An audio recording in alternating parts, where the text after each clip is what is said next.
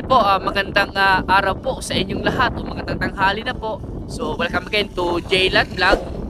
At yun na po, for today's episode po natin, andito naman po kami sa bayan po ng Talugtog, Nueva Ecija. At meron po mga ipapakita po sa inyo na property po dito. Ito po ay meron pong sukat na 3.5 ito. Ilan? 3.5 ulit kanina? Ilan yung sukat niya ulit kanina? 3, tatlo.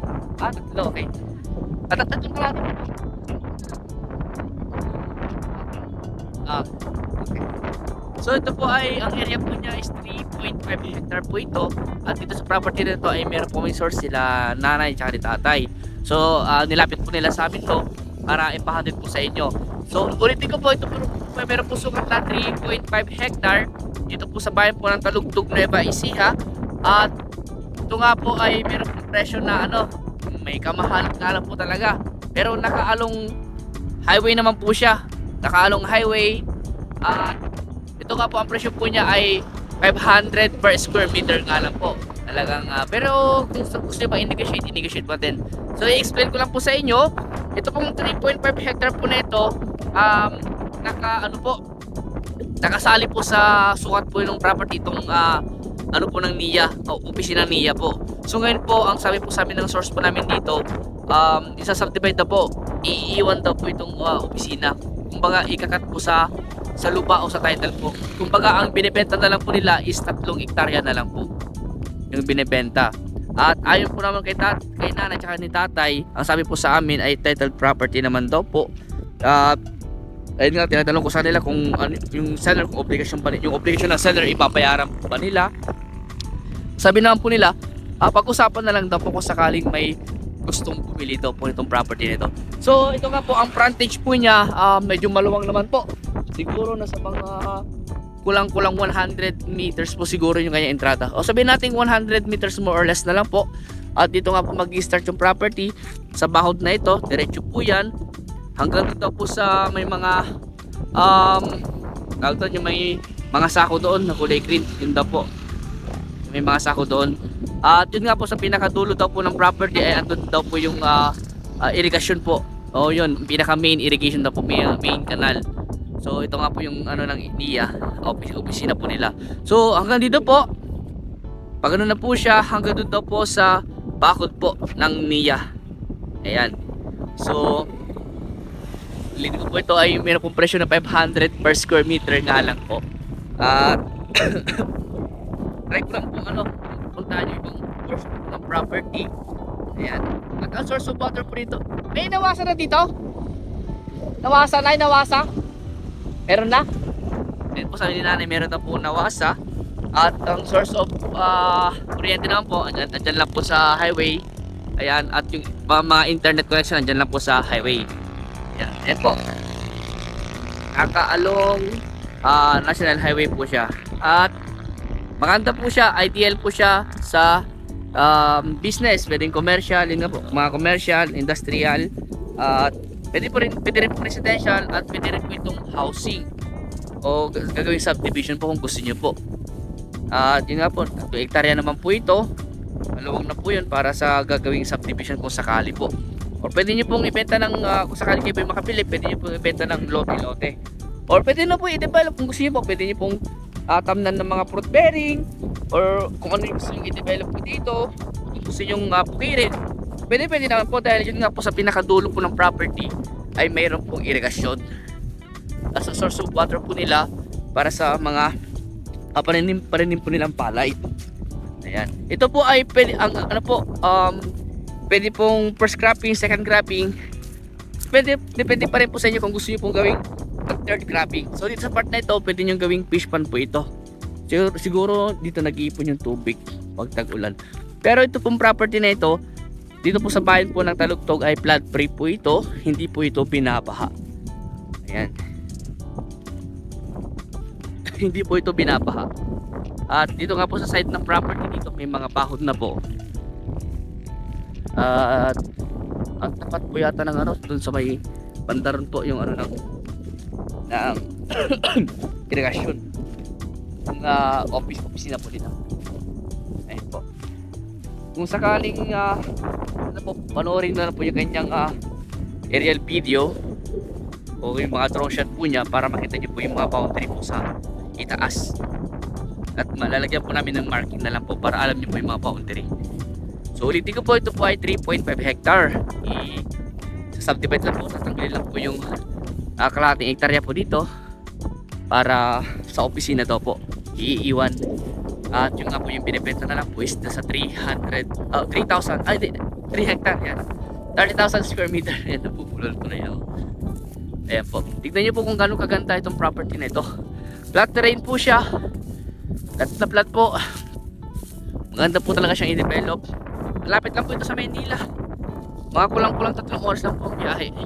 Pag exit na lang po kayo ng Victoria exit, papunta po dito sa property. Simula sa Victoria exit hanggang dito siguro mga 20 minutes po siguro driving o baka wala po. At sa town proper po ng Talugtog, dyan lang po mga wala pa po siguro 5 minutes driving. Ayun po, ito po yung way na papunta po sa Talugtog, at ito naman po yung way na papunta po sa bayan po ng Gimba, Nueva Ecija. Papunta po ng Gimba, Nueva Ecija mga ewan ko lang kung may 15 to 20 minutes po siguro ng driving. At meron po tayong mountain view po dito, yung Mount Bangkay na tinatawag. Malakas naman po yung signal dahil meron po mga tower ng telco dito. At hindi na po kailangan, kung sakaling ano po, may mga internet connection naman po dyan, yung mga cable. Dito sa part na ito, mga kabahayan na po yan. At ganda, maaliwalas po yung property. At ako po nagagandahan po ako. Actually kakaano lang po nila ng balay, baka magsa-second cut na po siguro sila. Ang ganda daw po sa banda ron, sa may irigasyon daw po. At sabi sa akin baka lalagpas pa daw po sa irigasyon. At yung kahoy na yun kasama pa daw po yun. Ewan ko lang po kung kasama pa yung mga kahoy doon. Ang shape po ng property, rectangle po siya. Yan, pahaba po. Medyo mahaba po yung kanyang length ng property na ito. Pero sige nga po, kailangan din pati ipa-relocate po ito ko sa kanin. Kasi kailangan na po isang divide yung 5 square meter. At ganun din po, kailangan din natin ipa-approve.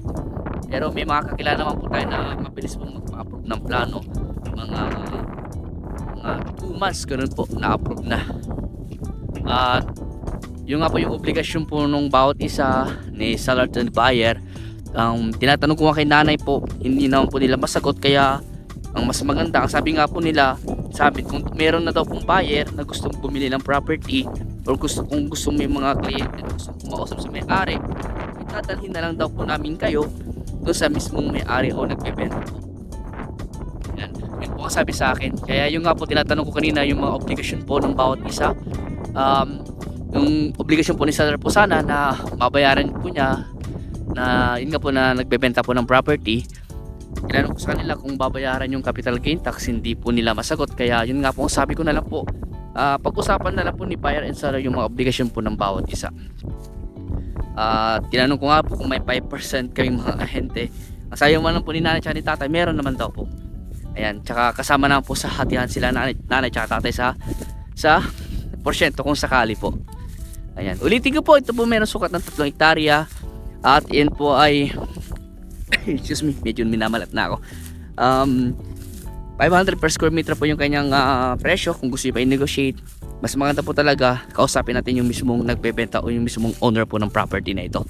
At yun nga po, located po dito sa bayan po ng Talugtog. Rice field po siya. Pwede po siyang gawing commercial, residential at industrial. Kung ano pong gusto nyo pwedeng gawin, pwede nyo po i-develop. Kung nasa sa inyo po yan kung ano gusto nyo development sa property na ito. At kung gusto nyo ipapakot po sa amin, kukontratahin po namin yung bakod kung sakasakali po.